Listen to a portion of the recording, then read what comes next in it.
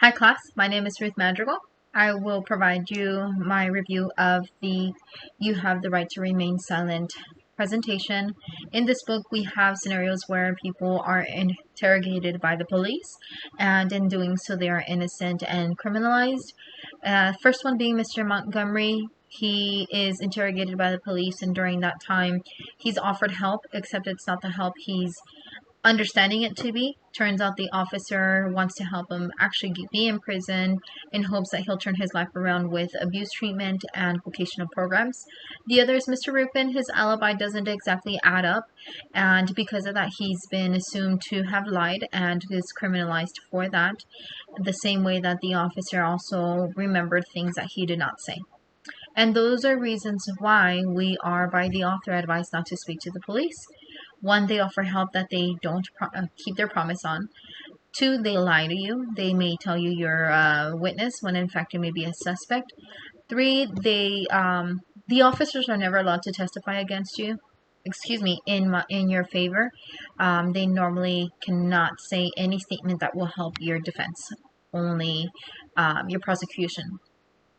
The other is, and you may end up confessing in a crime you did not commit with the way you state things or the way you word things that may be used against you.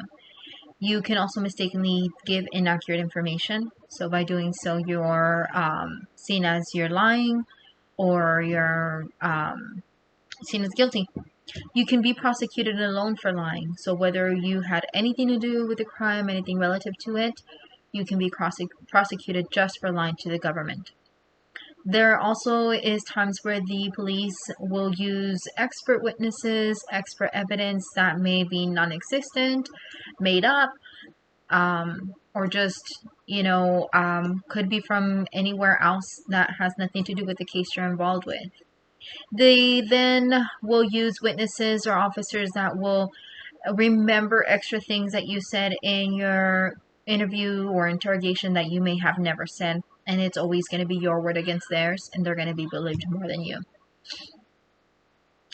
And last but not least, the biggest advice that the author gives us is knowing when to speak and how to speak when wanting to exercise the rights of the individual. So using the Fifth Amendment and requesting a lawyer, you want to make sure that you are assertive and clear on what you are saying.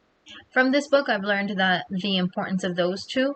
I've learned that our police, our law enforcement, our court systems, they can be corrupt. It's not just the individual, it's the system as a whole.